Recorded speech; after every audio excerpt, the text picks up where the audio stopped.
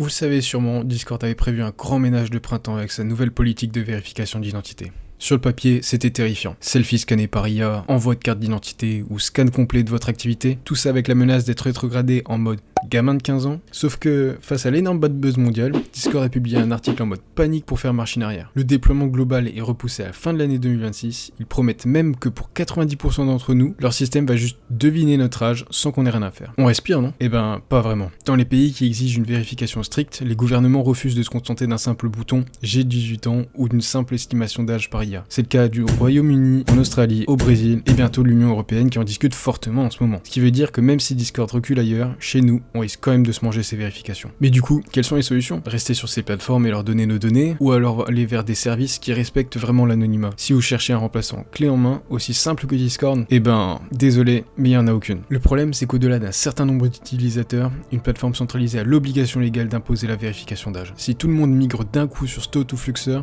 elles seront forcées de rentrer dans les rangs, elles n'auront pas le choix. Du coup, la vraie alternative, c'est de changer de méthode. TeamSpeak, Matrix, Stoat, Fluxer. Mais attendez, je croyais que ces plateformes comme Stoat et Fluxer étaient à éviter, non? En fait, tout dépend de qui possède le serveur. Si vous utilisez ces logiciels en mode auto-hébergé, c'est-à-dire que vous louez votre propre machine, vous reprenez le contrôle, il n'y a plus d'entreprise au milieu pour scanner vos documents. C'est vous qui gérez vos accès, vos données, vos règles, c'est plus privé, mais c'est à vous de faire le ménage. Alors oui, ça demande de louer un petit serveur à 3 balles par mois, ça demande de mettre les mains dans le cambouis et d'avoir de bons modérateurs, et surtout, il faut convaincre vos potes de vous suivre, mais c'est le prix de la liberté. Tiens, j'ai comme l'impression qu'on se rapproche d'un web décentralisé dans tout ça, non?